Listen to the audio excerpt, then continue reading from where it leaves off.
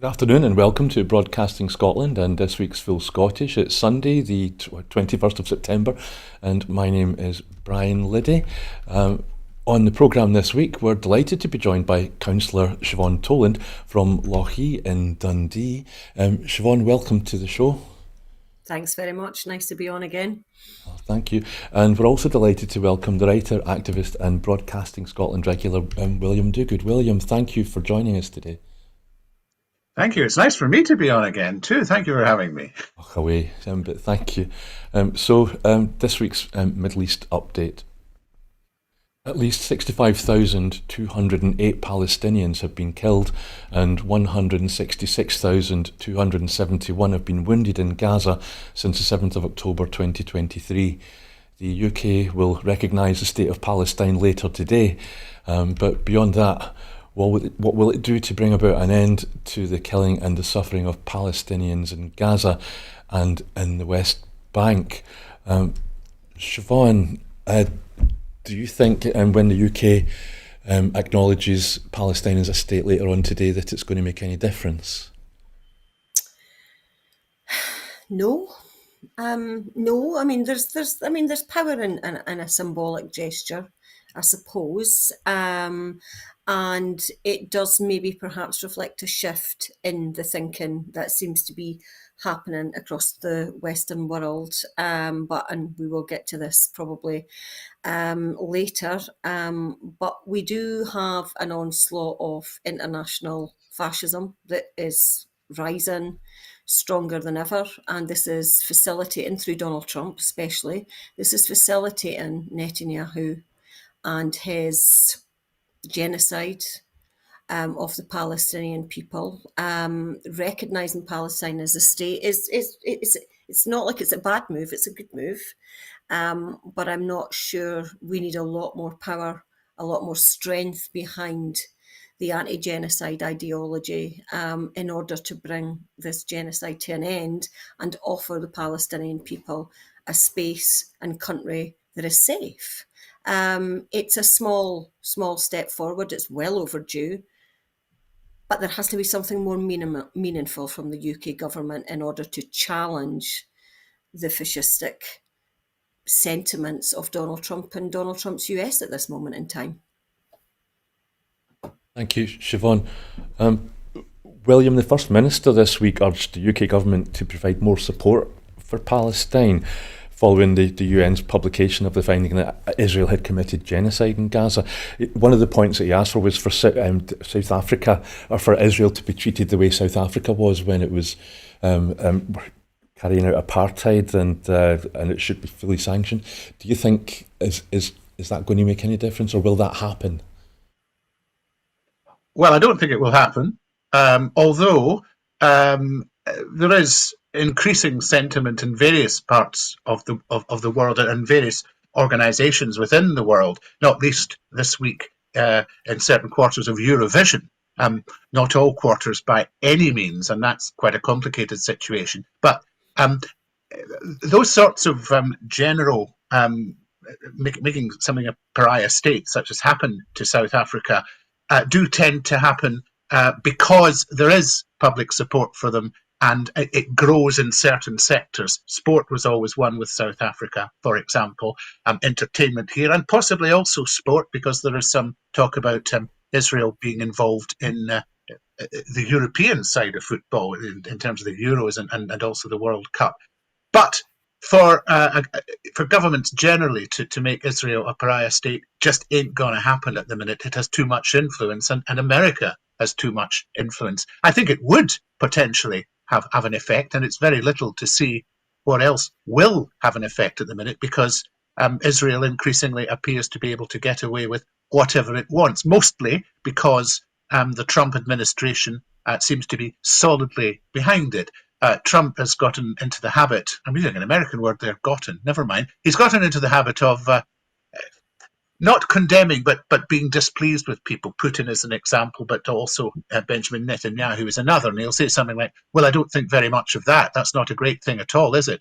And we'll have to think about that. But action never follows, because fundamentally, Trump is in favour of the status quo as far as Israel, Palestine and Gaza continuing.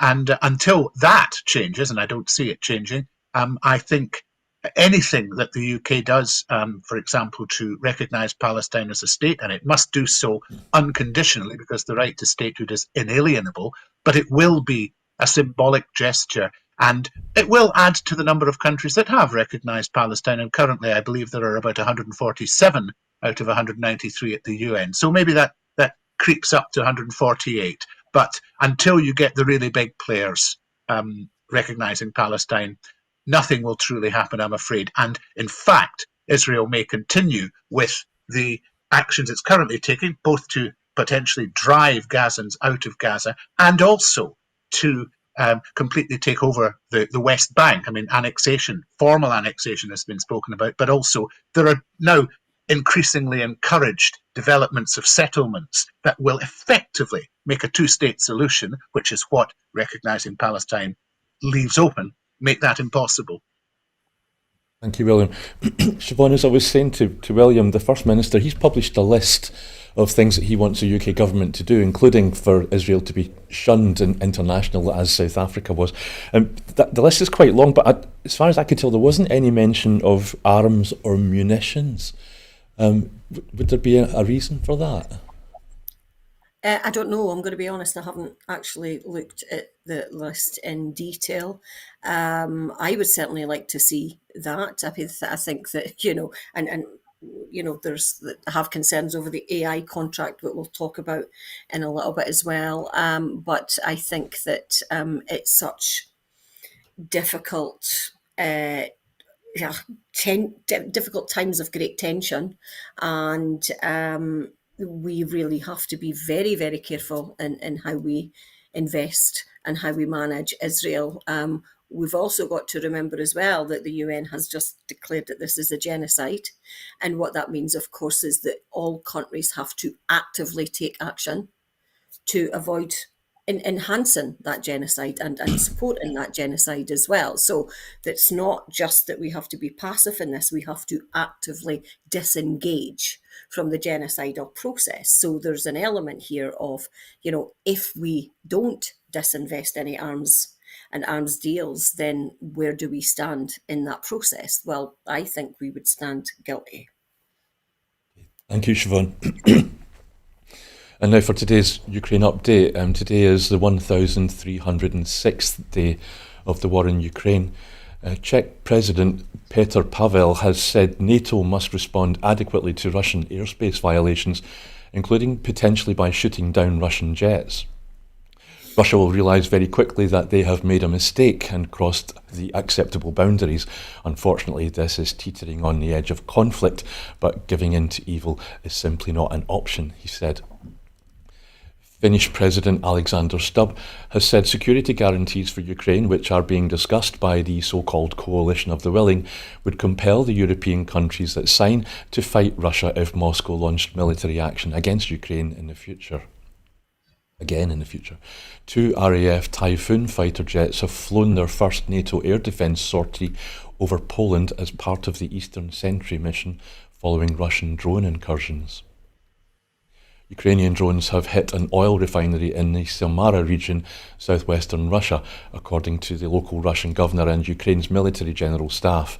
The Ukrainians announced their strike on the Novokibishevsk refinery, apologies for my faltering pronunciation, which provides about 2.5% of all Russian oil refining.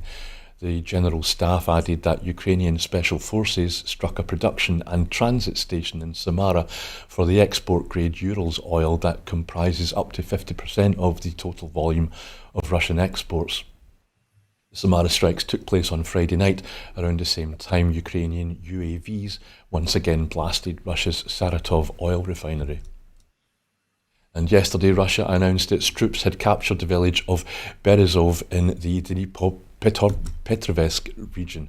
Volodymyr Zelensky said that in the northeastern Kharkiv region, there were intense actions in the key area of Kupiansk, a rail hub Ukraine captured in 2022. Summarising battlefield developments, the Institute for the Study of War said Ukrainian forces advanced in northern Sumy Oblast and near Pokrovsk. while Russian forces advanced in northern Kharkiv Oblast and near Lyman, Pokrovsk, Novopavlivka and Velkomyavkavka. I'm so sorry for my appalling pronunciations. Zelensky will again urge Donald Trump to impose sanctions on Russia when they meet next week at the UN in New York, and has called on Ukraine's allies to stop wasting time. Trump has threatened sanctions, but then backtracked to say he will do it only after all NATO countries agree to stop buying oil from Russia and put tariffs on China, another big importer of Russia's oil. Russia carried out a large-scale drone and ballistic missile attack on Ukraine overnight into Saturday. At least 3 people were killed when a missile carrying cluster munitions struck an apartment building in the city of Dnipro. Other regions include Mykolaiv, Chernihiv and Zaporizhzhia were targeted, officials said. Health workers are advising torturers on the most painful way to give electric shocks, according to testimony from victims, amid the seismic decline of human rights in Russia, according to a new UN expert report. The Special Rapporteur on Rights in Russia, Mariana Kazarova, denounces in her report the continuing widespread and systematic recourse to torture and ill treatment by Russian law enforcement officials, security forces, penitentiary officials and members of the armed forces. The independent expert, who does not speak on behalf of the UN, said Russian authorities had dismantled institutional independence, bringing the judiciary, legislature and law enforcement under direct political control. This systemic capture transformed public institutions into instruments of repression and war.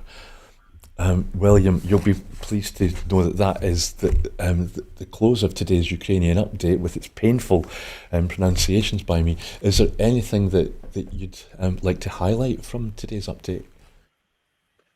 Well, the one thing I'd like to highlight that's going on generally around there at the minute is the increasing in Russian incursions into other countries' airspace, which is a matter of, in my view, supreme concern.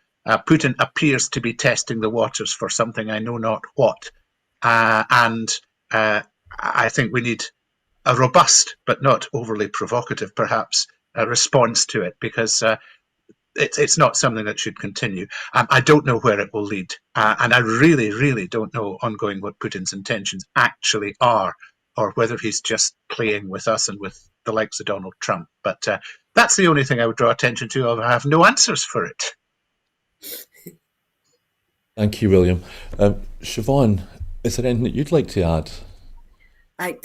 Same as William. I wish I had the answers to it as well. But what, of course, we're seeing is 2 countries, Russia and Israel, both not only invading one country but pushing themselves out into the attack on other countries beyond that as well. So Israel, of course, has attacked 5 other countries in addition to the Palestinian territories over the last 3-4 weeks as well. So we have that creeping expansion from 2 states here, which is particularly concerning. And I think it comes back to kind of very similar points that maybe we made earlier on, that we have that, William was talking about that pushing, don't know what Putin's intentions are, but there does seem to be this considerable push of the boundaries of what is acceptable international behaviour and what is moral and ethical international behaviour in this role. And what we're finding is that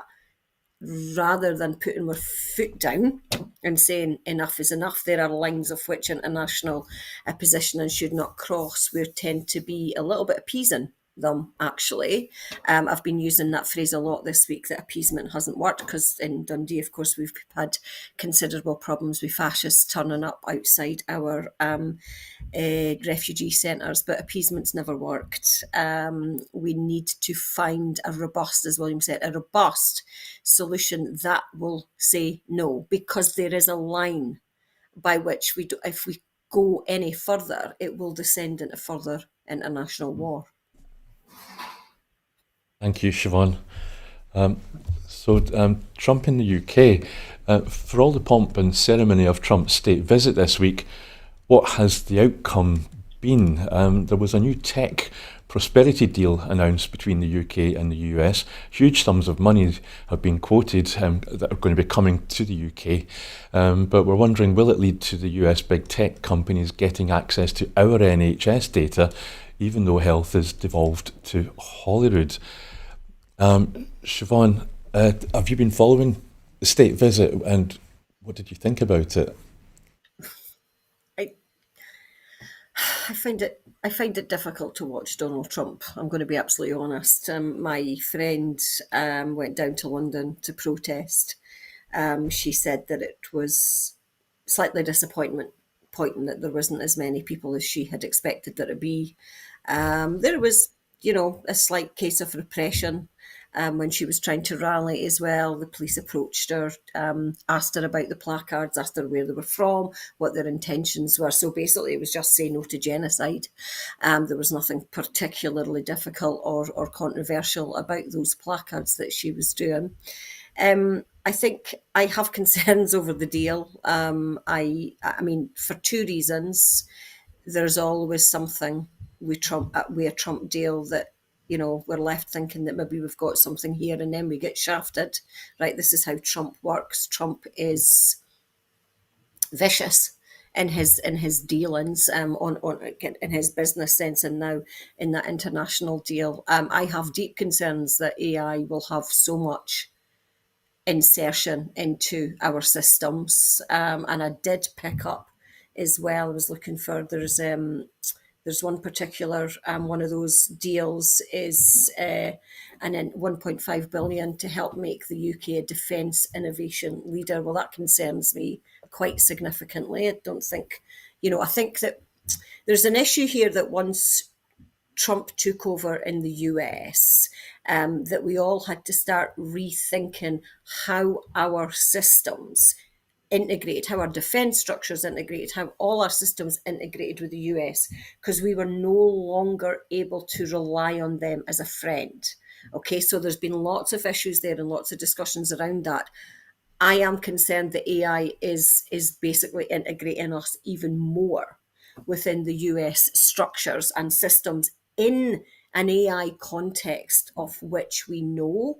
If we look at, the kind of information systems, they are being taken over by extreme right-wing players. So there's a lot for me, I think, to be deeply concerned about. I feel that we've done a bit of a deal, and it's just about that financial deal, and we seem to be glad that we've got some kind of deal, but at what ethical cost? Because we've literally just done a deal with a country that is moving deeper and deeper into fascism, and where some of its tech players are openly racially inciting across the globe. So I have deep concerns. The other concern is I am not convinced it's going to be the job creation scheme that the UK government seem to think that it's going to be. There's no real evidence. I was reading an article this morning in The Conversation about how the building of these centres will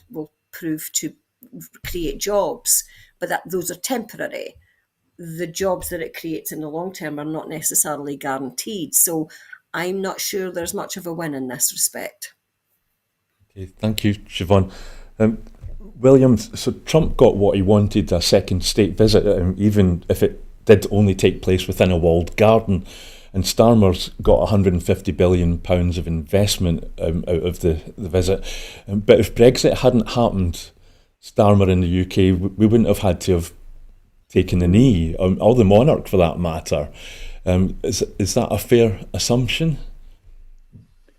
Well, a lot of policy since 2016 has been centred around Brexit and its effects, changing the landscape entirely. So, yeah, it's quite likely that we wouldn't have felt the need quite to be so much enthralled to the US as we have just turned out to be, had we still had a healthy relationship with the EU. We were still in there, and what is it worth every year?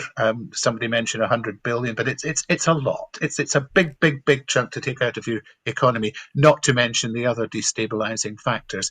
On the visit itself, I agree with Siobhan on almost all counts. Um, um, some critics have been very dismissive of it, thinking of it as sloppy seconds from Silicon Valley. That was Nick Clegg. And the question is, we've got what we've got out of this. What did we give away? And that's not clear. And that's what's hanging in the air a little bit, because, as you mentioned in your report, one of the jewels that America wants is our NHS and all the data in there to be able to work with that. The country that owns, in my view, the most appallingly one-sided and unworkable health system in the world wants a wee bit of our formerly gold standard, maybe not quite just the gold standard now that it was, but doing its best and still well worth retaining, and particularly well worth retaining in Scotland, no matter what England wants to do. So, it looks a wee bit, this deal, like US corporate expansion dressed up as regional development. I don't for a moment believe that many jobs will be created. And of course, it's quite likely that AI, as we go on, will, quite the other thing, destroy lots of jobs as well. It very much links us up with the US at a time when it might not be sensible to be getting linked with the US and big corporate interests there at all. Inward investment is a great thing, they always say, but inward investment also often equates to corporate extraction, and that may be what we're about to see. So we may see the other side of this coin in the not too distant future, and we may not like it very much.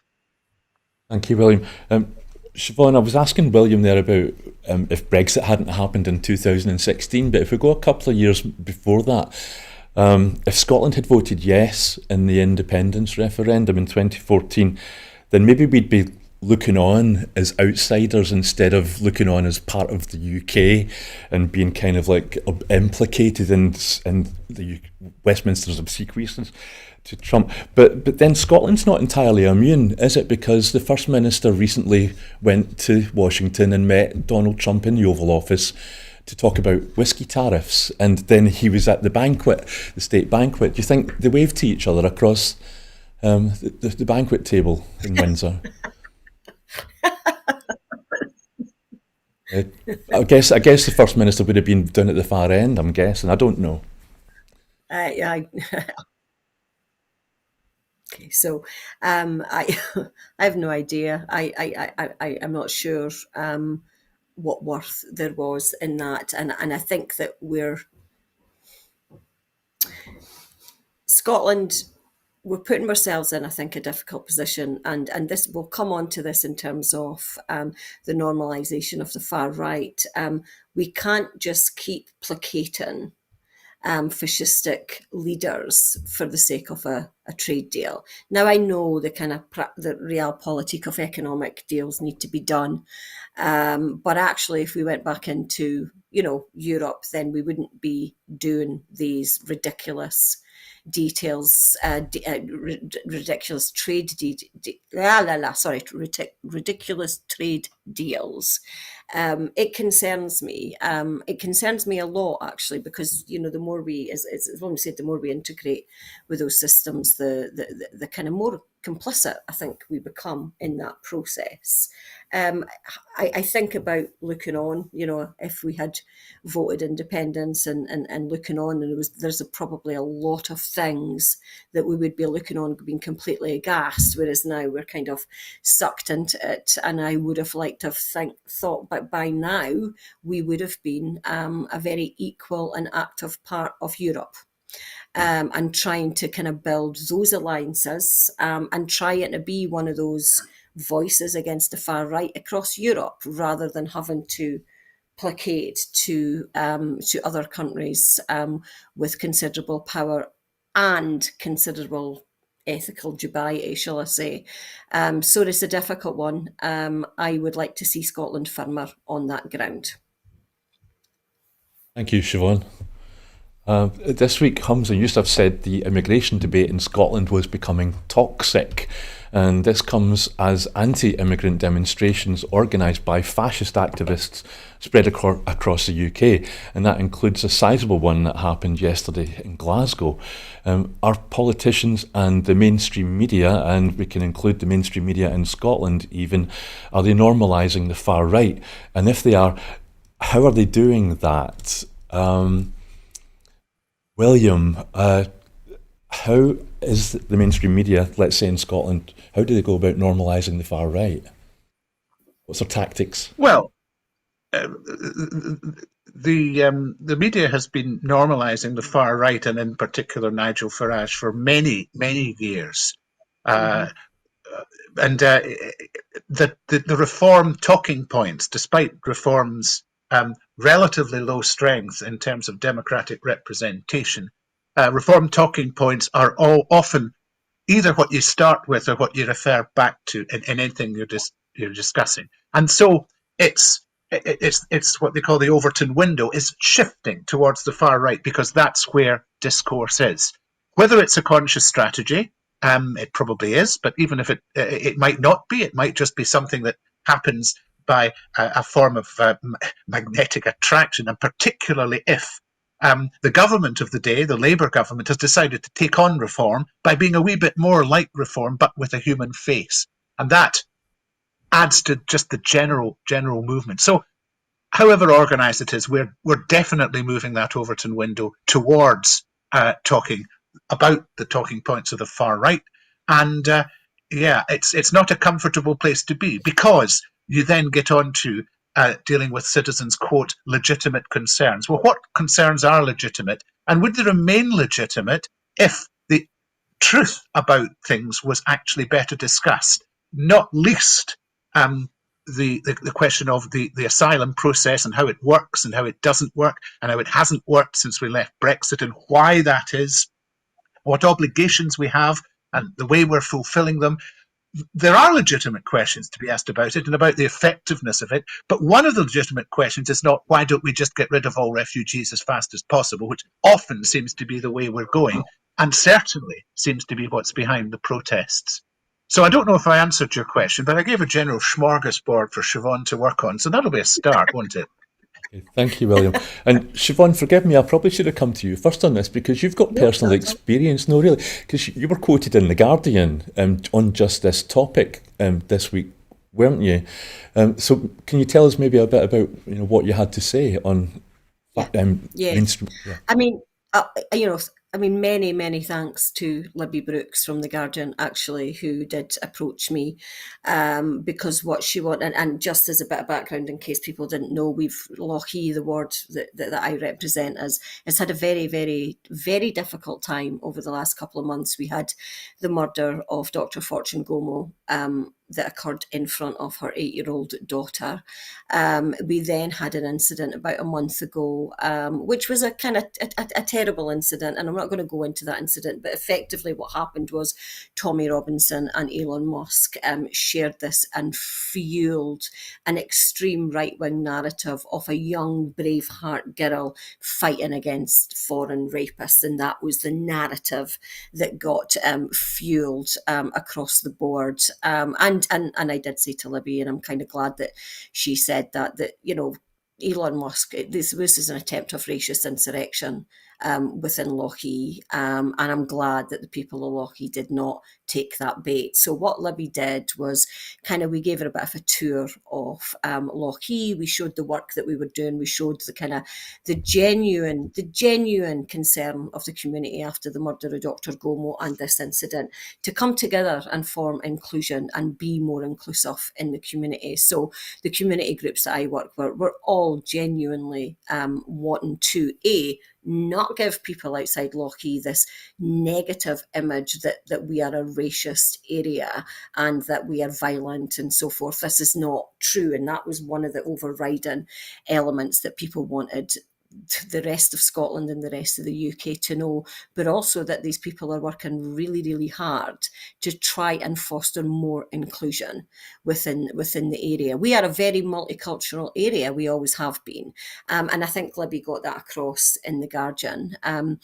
The difficulty we are having, of course, is that we've had two fascist gatherings, not in Lochee, although we were worried that that would be the case, and it hasn't been, but in one of the other wards outside student flats where refugees have been living there quite peacefully for 3 years, and then suddenly those it was very, very, very difficult last week.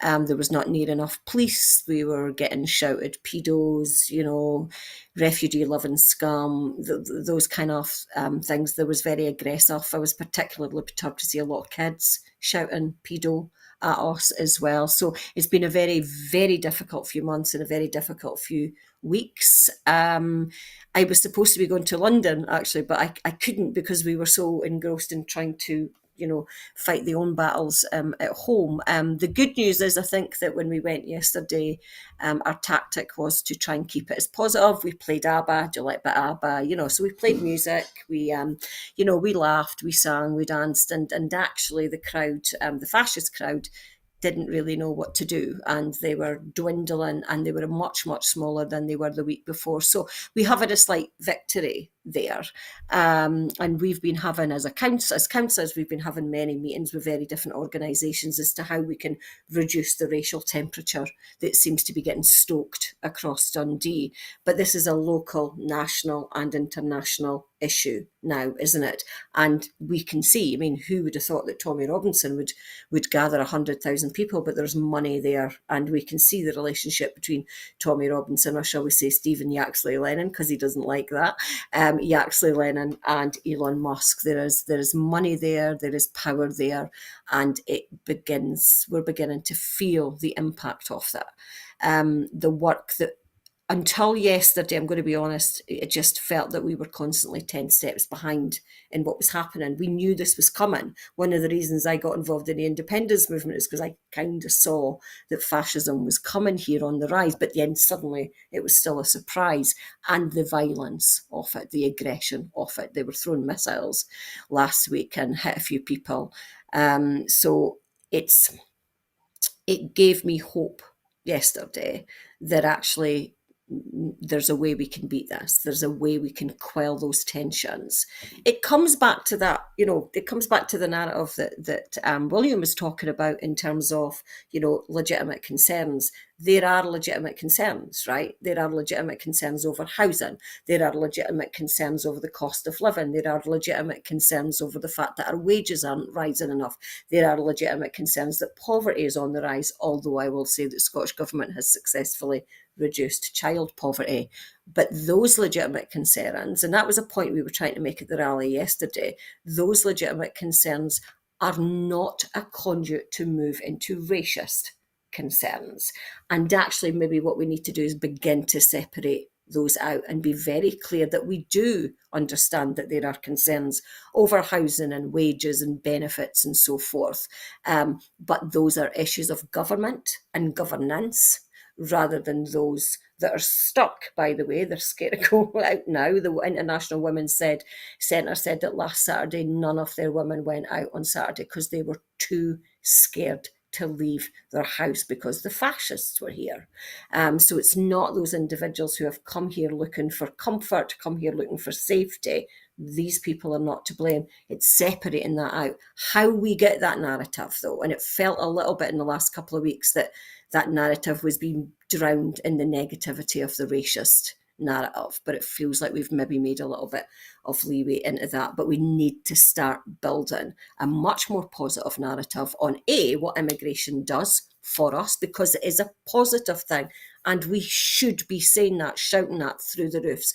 The cultural impact that it has. We are a mongrel nation, and we all benefit from that cultural interaction, but actually as well the economic positivities that comes with it as well, because we need people in our economy, we need people in our society, because we have a dwindling population. So there's massive positives to the immigration, but there's also social issues that we need to resolve as a government and not scapegoat the people that the racists are managing to do. It's resonating, unfortunately, but there's maybe hope that we can at least fight it off on a local or national level. I will say finally, I know I've gone on a bit, but it goes back to the question, had we been independent? One of the reasons I got involved is because I saw this coming. It felt like it was coming. And I think that had we become independent, we would have perhaps successfully managed to stave this off more than perhaps we could have done had we been part of the UK. Thank you, Siobhan. And just we've spoken a couple of times on the show about Dundee University. Just a wee shout out. You probably know that Dundee University came 23rd in the Times and Sunday Times Good University Guide for 2026 out of the UK. There were 6 Scottish universities in the top 30. So I just thought I'd sort of squeeze that in there. It's amazing, right? It just shows you it's about the people and not the senior management. Yeah. Thanks, Siobhan. William, just to finish on this, your Starmer has critics, even within his own Labour Party, said that he's failed to condemn the organisers of the far-right protests, as well as the actual concerned people that you've been talking about who attend these protests. But surely the press and the media, they're only repeating what Trump, Farage, Starmer are feeding them, aren't they, really? So who's the baddie? I think they're eagerly buying into it. I don't think they're just accepting what they've been given. I think there are people in the media, and particularly the American media, but also the British media. The American media is very into sort of mergers at the moment, and the concentration of power and the concentration of political views. And the UK media is going as far as it can along these lines. I think that there are those who've always supported, but some who've been pulled along. But I think it's largely by consent. I don't really have. I don't think they're being sort of fooled in any way whatsoever, I'm afraid. And we need to resist that too. And that means not buying their papers, not watching their broadcasts, and trying to promote alternatives of our own. The one thing I agreed with almost everything, Siobhan. I say almost everything. That's damning with faint praise. I agreed with everything Siobhan was saying. But the thing that really struck me was about the positivity that she mentioned about the counter-protest in Dundee yesterday. And that's something we should promote just universally, really, because what we are and what we want to be, and what we would certainly want to be as an independent nation, is a more inclusive, more welcoming, more valuing society that allows people to reach their full potential wherever they come from and to live in harmony with them. And that is a vision that the people who are protesting, by and large, and certainly the organisers, will never recognise. And it's our ace in the hole, because it's a far more effective way of getting across our message, to be positive. And as Siobhan said, the other side didn't know what to do. That's significant. So when they come back to Perth next, and I think that might be quite soon, we should be looking at the same. Thank you, William. I'm sorry, would it be okay, just, I know I've spoke a lot on this, but would it be okay to come in just for a couple of minutes? We copied Falkirk, actually, who played ABBA, so we took their role. But what I've seen over the last couple of weeks in terms of coverage and how the reaction to this has been is this, I think, false assumption that there are two equal sides here. There are the anti-immigrant side and there are the counter-protest sides. And I think what is happening is there is not an understanding that we are dealing with fascists. Now, it's not an equal side if you stand outside a refugee place of living and call them paedophiles. That's not equal. That is racial insurrection as far as I'm concerned. So there seems to be, and this is where I think we're getting it wrong as a society, is that the coverage of this seems to be bent on this. Well, we need to find balance, but there is no balance there. There is no balance when gangsters stand outside a hostel proclaiming that these refugees are paedophiles. That's not balance. That is insurrection as far as I'm concerned. And I think that perhaps we're not quite understanding that we've reached a fascist element of this rather than that legitimate concern that seems to get bandied around a lot. Thanks, Siobhan. I mean, that's going to lead us nicely into the next topic, but I've asked William this question before. on the programme here. So I'm going to ask you now, so these people with legitimate concerns, if there's a Venn diagram with two circles, one is racists and fascists, and the other one is people with legitimate concerns, as you say, about housing and the like. How big is the overlap going to be, the bit in the middle? I know, and that is the kind of, we don't know, don't we? I mean, I suppose that's it. I had a kind of Facebook conversation with, a man I really respect a lot, and he said, "Have you tried to reach out to them?" And I kind of said, "Well, who did you want us to reach out to?" So there is that kind of small core, I think, of people. You will never change their minds. These people are what I would say, a lot of them have got criminal records. Some of them are tied to gangsterism. These are people who are coming with a name to articulate their violence through a racist route. That's the way I see it. We will never reach those people, What we need to do is try and reduce the damage that's done. But you're right, that Venn diagram, there are two groups here. The people that I would say, as William was talking about, getting pulled in, is ordinary people kind of feeling deflated, depressed. We've had many years of crisis now, right? Since Brexit onwards, we've dealt with one huge, long, exhausting crisis that has left us all worse off. And then we're left in a situation where there's not much hope either. So there's an element here where these people are sometimes quite vulnerable as well, getting sucked up into that narrative.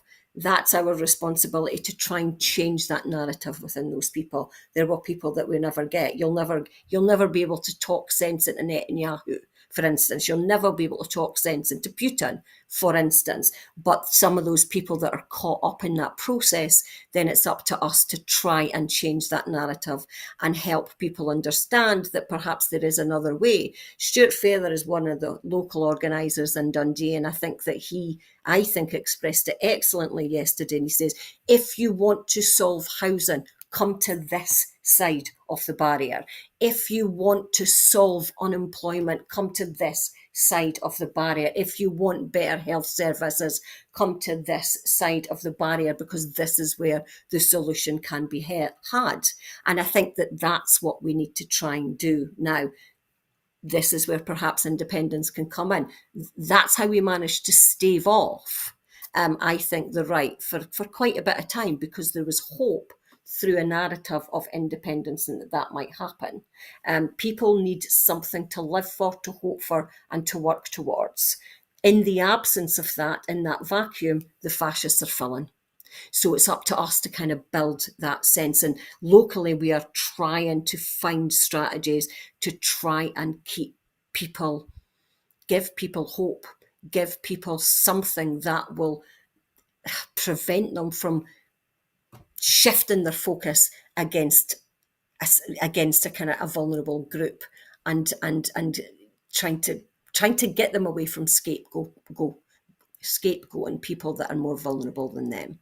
It's not easy, and it's going to be difficult, but that's what we need to do, and it's distinguishing those two groups. I think you're right. But in terms of the Venn diagram, you've probably got about 10% that are core, and maybe around about 90. I don't know, it's a guess, but yeah, it's difficult. Yeah. William, I would like to have given you another chance to say something, but do you mind if we move on? Because the next topic is related, about freedom of press. Is that okay? Yeah. Oh, you go. Okay, thank you. So your right to freedom of speech is guaranteed as a human right, but in the United States right now, it's only guaranteed if what you say has governmental approval. There is a global threat to media freedom at the moment, there's no doubt about it, but the only way to guarantee democracy and freedom of expression is to guarantee that right for everyone, not just those that you agree with. Freedom of speech is a human right, but with it comes responsibility. It has consequences, and as such, there is no excuse for hate speech, which is what we've kind of been talking about there just now. So when we exercise our freedom of speech, we should do so based on sound facts, truth, and respect for others. But my question for you, William, is: has that always been the case in the UK or even in Scottish mainstream media? Well, it's always been a tricky balance in the UK and in Scotland. Whereas in the US, the First Amendment to the Constitution supposedly guarantees freedom of speech and several related things as well. And it's very interesting to see how that is being squeezed to very much. It's all right for us lot to be able to say what we like, but not so much for you lot, because you'll always lose your jobs. UK's never had an absolute right to free speech. It's been more of a balance. I mean, it's certainly protected under the ECHR, but yes, hate speech, obscene speech, things compromising national security, defamation, they fall outside the absolute idea of free speech. And that has been the case for quite some time, although it's been underpinned by later legislation. Whether we are still managing to sort out that balance properly is a big question. And I would say that seems to be getting harder for some of the authorities and others to do. And we've had several contentious things of late, and not least this week has been the prosecution of 4 led by donkeys activists for projecting pictures of Trump and Epstein onto the walls of Windsor Castle. And that has been treated as intended to harass, and in that sense, a malicious communications, as well as being, quote, an unauthorised projection. And I think that must have something to do with Windsor Castle being a high security area. But it's stretching the law, or at least the interpretation of the law, which is what we're dealing with, to its utmost. And it'll be very interesting to see how that pans out. Obviously, a more frequent example of it in recent weeks has been placards about Palestine Action, which of course is a proscribed terrorist group right now. Hopefully not for much longer, because I think its prescription was ridiculous and everything stems from that prescription. But then there comes the question of what constitutes support for a terrorist group. And I think there are several defences to be had there. So it's not an easy time for freedom of speech here at all, and certainly not in the US. And I suspect it's always been a wee bit of an issue, but there are so many things crowding in now, and so many influences trying to wield their power over us, that it's becoming as contentious as ever it was. Thank you, William. Siobhan, we've got one more topic after this, which hopefully we'll have time to do full justice. But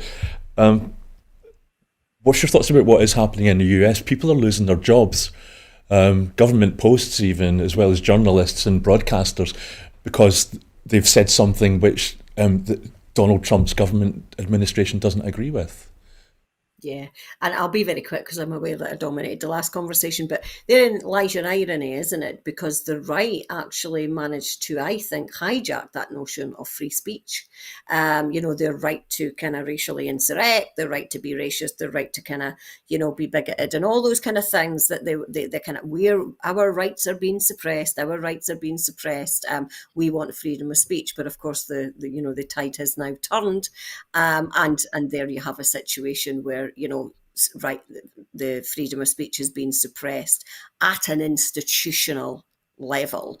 This is not surprising. Those of us that sat and watched on and looked at those kind of right-wing overtakes of the narrative of the freedom of speech knew that this was a false allegation, and that this was what Hannah Arendt would call a statement of intent, aka they intended to suppress rather than fight for the right to express. So here you go, you've got the beginnings of an institutional deep suppression of freedom of speech, and we expected this from Trump. Why would we not? Thank you, Siobhan. So the Scottish Parliament voted to end Scotland's unproven verdict this week as the Scottish Government's Victims, Witnesses and Justice Bill Reform Scotland Bill. Oh, forgive me, did I say unproven rather than not proven? I think I might go back and read this again then, I'm so sorry. The Scottish Parliament voted to end Scotland's unproven verdict this week. Not proven verdict this week as the Scottish Government's Victims, Witnesses and Justice Reform Scotland Bill was passed into law. We're wondering if the new bill will have the effect the Scottish Government intends, and will it provide both victims and witnesses with a transformed experience of the Scottish justice system. William, I think this is yours first. There's going to be one of the things, the bill's going to do many things. It's not just about the not proven. It's there's going to be an increase from a simple majority of a jury to 2/3 majority, which is going to make it much harder for a rape victim to prove their innocence and win their case. And that's not an opinion, that's just counting. Siobhan, forgive me, because we've got two old stale men now talking about rape victims, but what do you think of the bill? Is it going to make things better for victims and witnesses? I think this is for Siobhan now. On you go. Yeah. Oh, Siobhan? Thank you for that. But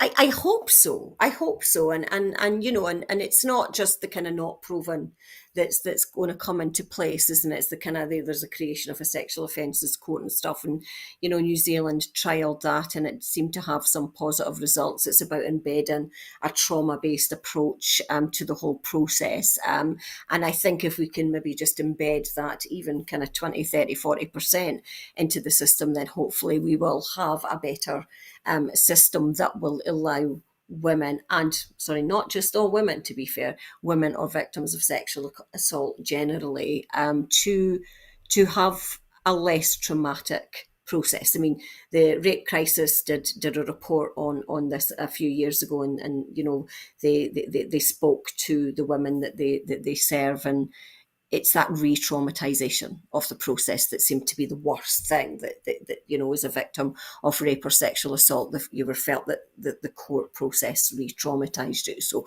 if we can kind of begin to at least chip away at that and make that better, less traumatic for women. In terms of the not proven, I've always been slightly less supportive of it. I can definitely see the impact of removing not proven, and I can see where that would be useful. It offers closure a lot of the time, and but it concerns me slightly, maybe, and this is controversial, but it concerns me slightly that there's if it's guilty or not guilty, does that mean we might get more guilty or not guilty? If that makes sense. If you're unsure, you can say not proven. So not proven is effectively, we know you did it, we just don't have the proof. But there's an element here of, if you think about maybe rape or something, does that mean that more will end up in a not guilty verdict? I don't know. Time will tell whether that will be the case. But I am aware that quite a few women's rights organisations have kind of felt that not proven is problematic for them. So I kind of bow to their perhaps experience and judgment a bit more. If we can make this a better process, if we can make it a fairer process for victims, and I do believe that is genuinely the kind of the base behind this legislation, then this will be a good thing. But we need to assess and make sure that is happening. And see how that works. But, New Zealand piloted one and they did have positive results. So maybe we can work from that and see how that goes. Thank you, Siobhan. I think the thing about not proven as well is that a lot of legal experts say that Scotland's unique not proven verdict is perhaps the reason that we don't have very many convictions about rape convictions here in Scotland. So that's maybe something to ponder. But William, maybe a more suitable question for you now. Angela Constance talked about how the new bill is going to be characterised by fairness, compassion, dignity, and putting victims and witnesses at the heart of the reform, a bit like the Scottish social security system already does. But really, essentially, it's men that need to change, isn't it? Do you think this new justice bill is going to facilitate the behaviour, men's behaviour towards women and girls? Nothing that happens in that sphere is going to change the way men are, I'm afraid, except men themselves and taking charge of themselves to maybe behave a bit better where they've been behaving badly. I think that the reforms in the bill are broadly positive, and certainly the emphasis on better treatment of witnesses, which in itself might lead more rape victims, for example, to come forward. I think that is a positive. I'm not particularly concerned about the removal of not proven because it was confusing for jurors and maybe many jurors misinterpreted it. And from a strict legal point of view, not guilty and not proven are exactly the same thing, but not proven could leave you with a stigma. And remember, there might have been some innocent people who were left with a stigma. So I think that is good. There is now, I think, a Victims and Witnesses Commissioner are going to be, and I think that will be a good thing. And yes, it will take 10 out of 15 to get a conviction for rape, but at the same time, anything less than that will be a hung jury, whereas in the past, if you could get a vote on the other side and the case was just dismissed. So I think it's again a thing of balances, and we'll have to wait and see how it turns out. As Siobhan said, similar changes in New Zealand seem to have worked out, but we need to be very watchful of that and make sure we make further changes if it turns out that we don't get the changes we were expecting. Thank you, William. And so we've got a wee bit of breaking news for you. The SNP has announced that the appointment of Callum McCaig as Chief Executive following a meeting of the party's National Executive Committee just before we came on air this morning. The unexpected change results from Carol Beattie stepping down from the role for health reasons with immediate effect. Callum McCaig is the former leader of Aberdeen Council, former MP for Aberdeen South. He served as a special advisor to two SNP First Ministers and has worked in the private sector, specialising in public affairs and campaigns. I really would like to maybe ask Siobhan what she thinks, but you're probably best, maybe you know him better than William and I do, but we're out of time.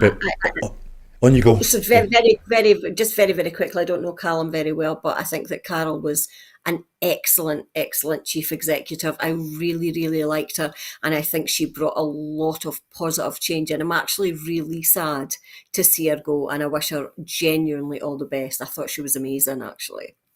Okay. Thank you, Siobhan. William, anything that you'd like to add? Welcome to the job, Callum. Send me your CV and I'll tell you whether you're any good. Oh, sorry, no. Okay, thank you, William, for that. So that's it for this week's Full Scottish. But before we go, can I just please remind you that here at Broadcasting Scotland, we depend on your generosity. To everyone who has donated and to everyone who has signed up to make a regular monthly payment. We thank you very much. We can only exist with your support. You know that our programmes will always be free to view, but if you can afford £5 a month, please do consider becoming a Broadcasting Scotland supporter, or please just donate whatever you can afford. So thank you again to our guests, to Siobhan Tolland and to William Duguid. Really appreciate, again, you giving up a huge chunk of your weekend for us. Thank you. Thank you. It's nice to be here. Okay. And thank you for the viewers at home for watching. Goodbye.